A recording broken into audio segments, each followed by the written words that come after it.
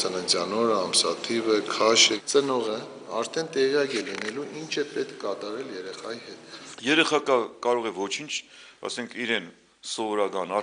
հերթական միջոցառումներն է ստանում, մյուսն է շատ թանկարժեք հետազոտություն։ Երկուսին էլ գտնում են այդ դաշտում։ 2011-ի հունվարից նորածինների մայրերին բաժանվեցին առողջության անձնագրերը, ինչը անվճար բուժօգնության հնարավորություն է տալիս մինչև 7 տարեկան բոլոր երեխաներին, որ բուժսպասարկման մակարդակով փորձում ենք հասնել Եվրոպային գովելի է,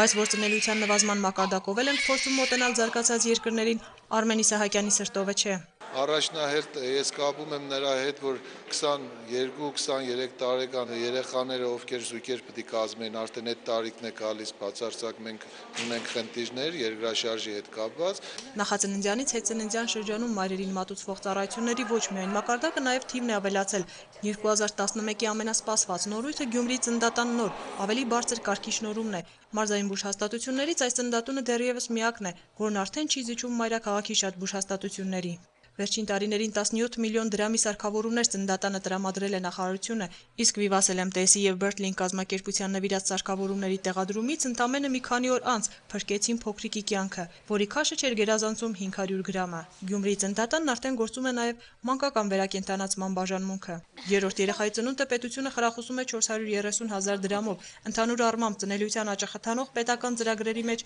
անվճար ծննդօգնության հավաստագրից ու երեխայի առողջության անձնագրից բացի ներառված է նախածննդյան ու երեխայի ծնունդից հետո մատուցվող բժշկական ծառայությունների, միանվագ ու ամենամսյա դրամական նպաստների մի ամբողջ փաթեթ։ Աննա Մարտիկյան, Նարեկ Սահակյան, Հայլուր։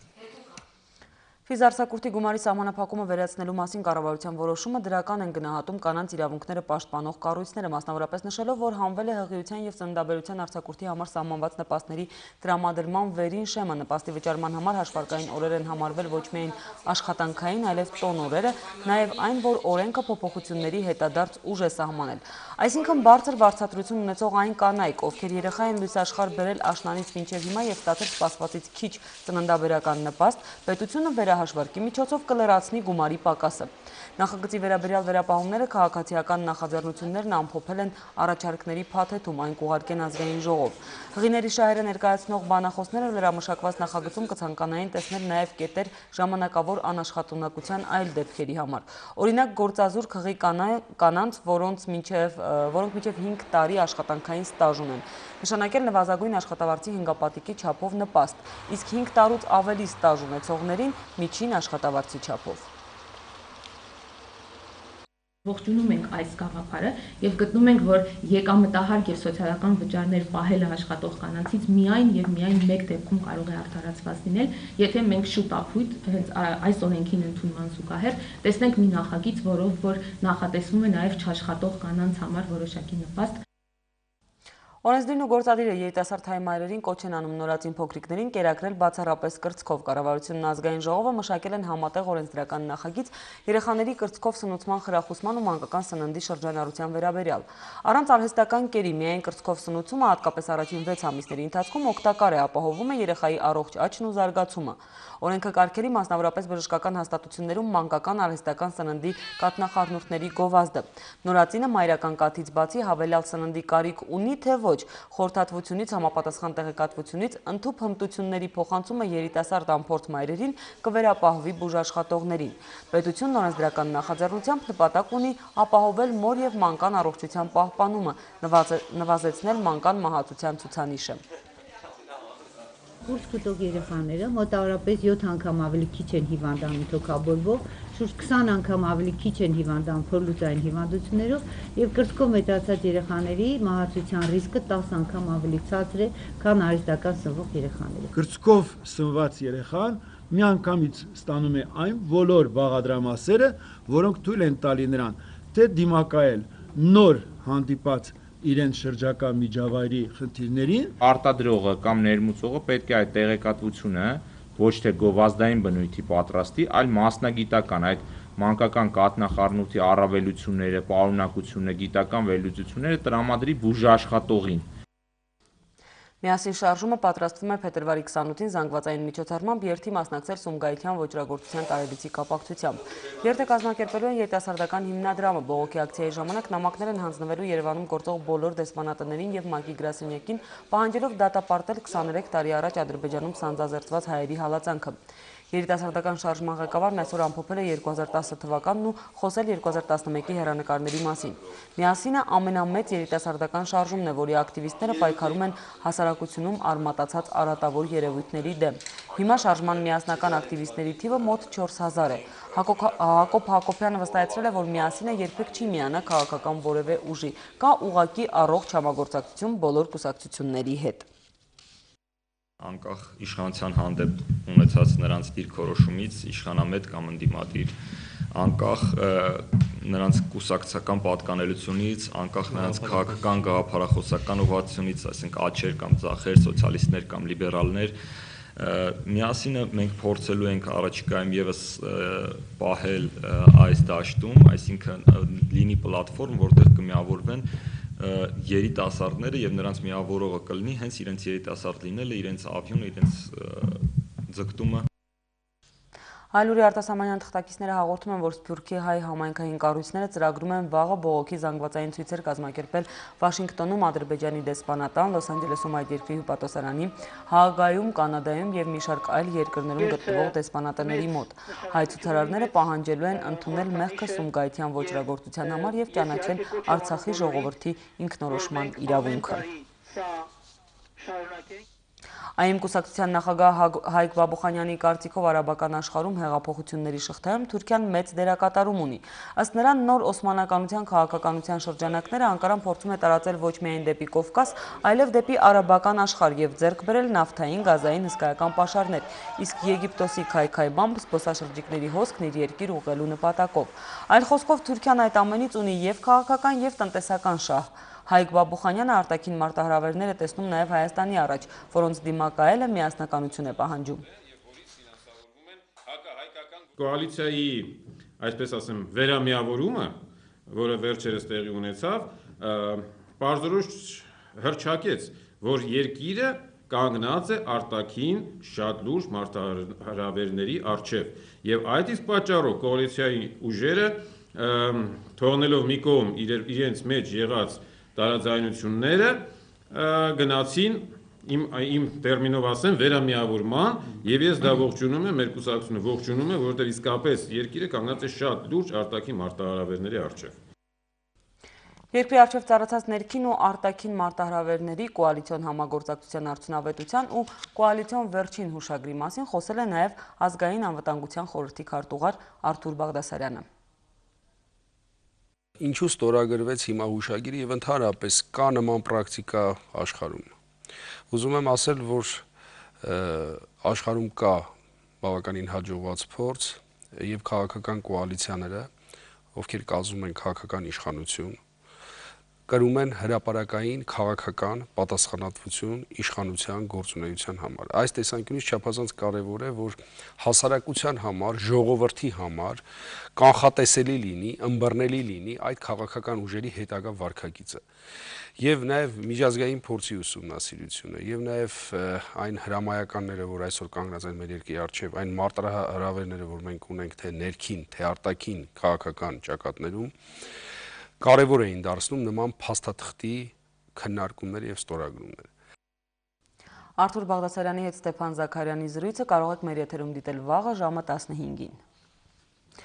ԱՄՆ միջազգային զարգացման գործակալությունն ազդարարել է մրցունակ մասնավոր հատված Հայաստանում ծրագրի ավարտի մասին։ Ըստ ծրագրի տնօրեն Արտակ Ղազարյանի վերջին 6 տարիներին ծրագիրը Հայաստանում ներդրել է ավելի քան 14 միլիոն դոլար, որով զարգացրել է կառավարման համակարգը բազմաթիվ ոլորտներում։ Տնօրենը վստահեցրել է, որ ծրագրի կարևոր առաքելություններից էր մարդկանց հասցնել մրցունակության կարևորության գիտակցումը։ Մեր ծրագրից օգտվել են ավելի քան 500 ընկերություններ, որոնց մենք օգնել ենք ներդնել միջազգային չափանիշներին համապատասխան կառավարման մեխանիզմներ, ուրեմն կարողություններն ենք զարգացրել էլեկտրոնային մարքեթինգի առումով, մարդկային ռեսուրսների զարգացման առումով, որոնք հետագայում իրենց գործունեության ընթացքում բերել են այդ ընկերություններին թելորացուցիչ եկամուտներ։ Գրող է Սոս Սարգսյանը, թե ոչ, գրեթե համլետյան շեշտադրումներով այսօր մեծ արտիստի գրական տաղանդը քննարկում էին Լոռվա ձոր հայրենակցական միության նախաձեռնությամբ Թեքեյան մշակութային միությունում կազմակերպված հանդիպման ընթացքում։ Առիթը Հայաստանի ժողովրդական արտիստի Կանչ և Լակոտը գրքերի շնորհանդեսն էր, որոնցով հեղինակը բացահայտում է իր բազմաշերտ տաղանդի նոր կողմով։ Կանչը, որ գեղարվեստական հուշապատում է և իր ապրած ժամանակի ինքնատիպ վավերագիր, միաժամանակ ամբողջացնում է դերասանի կենսափիլիսոփայությունը, նրա խոհերը ազգի մշակույթի կյանքի մասին։ Գրքի էջերում կենթանանում են բեմի ու էկրանի հսկաները, ում հետ արտիստը կապված էր հոգու ու ստեղծագործական մտածողության հարազատությամբ։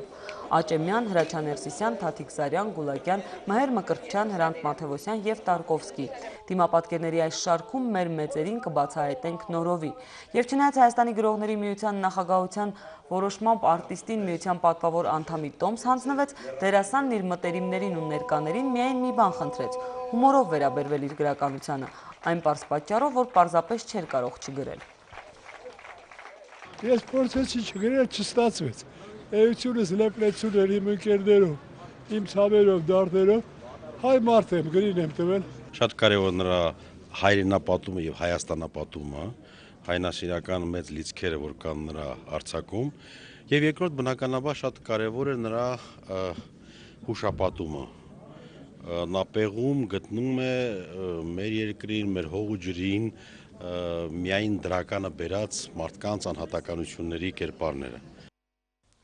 Հեյջան Շաշաստան, Թումանյանի 5 հեքիաթների բարեկենդանի, Անխելք Մարդու, Անբան Հուրիի, Կիկոսի Մահի և Սուտիկ Որսկանի հիման վրա Նիկոլայ Ծատուրյանի և Լյուդվիգ Հարությունյանի բեմադրած ներկայացումն այս անգամ Գյումրի էր բերել սիրված դերասաններ Արփինե Իսրայելյանին, Անի Երանյանին և Սամվել Թոփալյանին։ Փետրվարի 24-ին և 25-ին Գյումրիի Վարդան Աճեմյանի անվան դրամատիկական թատրոնում գյումրեցի հանդիսատեսը հնարավորություն ունեցավ և կունենա դիտելու սիրելի դերասաններին, բայց տեսավ այլ բան, վստահեցնում են կազմակերպիչները։ Տոմսերը սպառվել էին անհավատալի արագությամբ, իսկ ներկայացումը դիտելու էին եկել ոչ միայն Գյումրու, այլև Շիրակի մարզի գյուղական բնակավայրերի բնակիչները։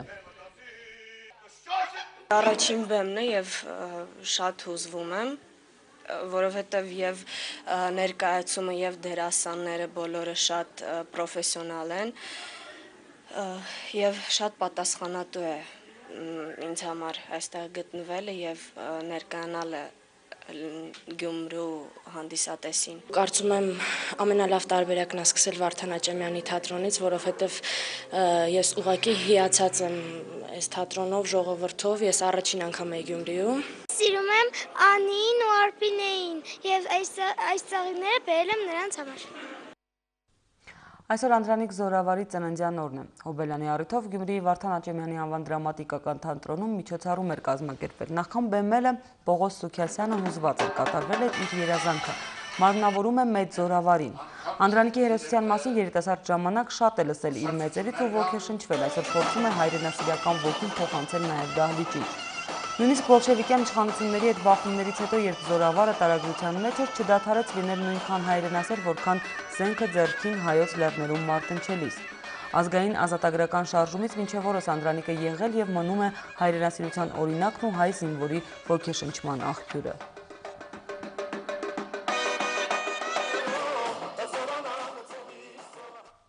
Երբ գլուխներդ բարձին դնեք, որ քնանաք, մի պահ մտածեք հայրենիքի մասին։ Մեծ Զորավարի պատվիրանն է բոլոր հայերին, որը փոխանցվում է սերնդեսերունդ։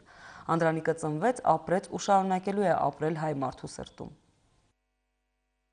Ես իմ կյանքում երբեք չեմ ձգտել անձնական երջանկության ու բարօրության։ Ես մշտապես ձգտել ու պայքարել եմ միայն մի բանի՝ իմ հարազատ ժողովրդի ազատության համար։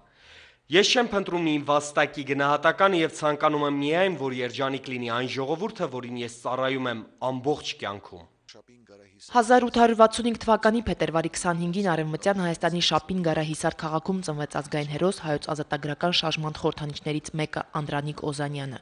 Կյանքի գործը դարձած պայքարի առաջին քայլեր Անդրանիկն անում է անդամագրվելով անվանի հայդուկապետ աղբյուր Սերոփի ֆիդայական ջոկատին, հետագայում դառնում թուրքերի դեմ պայքարի ելած ֆիդայական խմբերի փառապանծ ղեկավարը։ Այդ պայքարը արդարացված էր, որովհետև խմբերը պայքարում էին հայրենիքի համար, Ֆիդայական խմբերը սկզբում ստեղծվել են ոչ թե Արևմտյան Հայաստանը ազատ agrելու համար, դա բավականին բարդ խնդիր կարող էր լինել, որովհետև Հզոր Օսմանյան կայսրության դեմ միայնակ իրենք չէին կարող հասնել այդ նպատակին։ Խնդիրը ի սկզբանե դրված էր հայկական բնակավայրերը քրդական եւ թուրքական հարստահարիչներից պաշտպանելու համար, ժողովրդի արժանապատվությունը պաշտպանելու համար, ունեցվածքը պաշտպանելու համար։ Զորավար Անդրանիկը գլխավորել է 1901 թվականի առաքելոց վանքի կռիվները, 1902